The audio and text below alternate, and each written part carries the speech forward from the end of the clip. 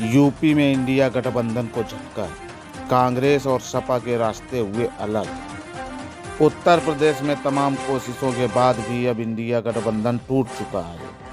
कांग्रेस और समाजवादी पार्टी के बीच सीटों पर बात नहीं बन पाई, जिसके बाद अब सपा गठबंधन से अलग होकर चुनाव लड़ेगी। सूत्रों की माने तो अब दोनों ही पार्टी राज्य की सभी सीटों पर चुनाव लड़ेंगी।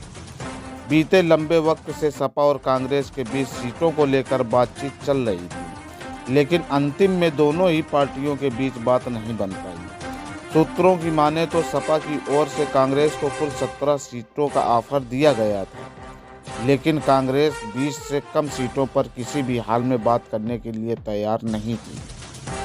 इसके लिए कांग्रेस की ओर से सपा को एक लिस्ट भी दी गई थी।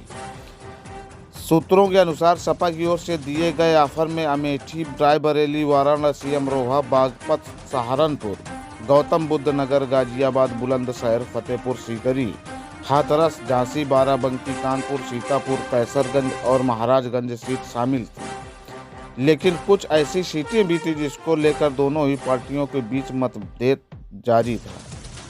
दरअसल बीते दिन जब सपा ने अपने उम्मीदवारों की पहली लिस्ट जारी की थी, उसी वक्त पार्टी की ओर से कुछ ऐसी सीटों पर उम्मीदवारों का ऐलान कर दिया गया जिस पर कांग्रेस को आपत्ति थी। पार्टी की ओर से कुछ नेताओं द्वारा दिए गए बयान में इसके संकेत भी मिले। बीते दिनों के दौरान कई बार कांग्रेस प्रदेश अध्यक्ष बनने के बाद अजय राय ने तल्ख संदेश दिया था। उन्होंने स्पष्ट कहा था कि हम लोग हर लोकसभा सीट की तैयारी कर रहे हैं।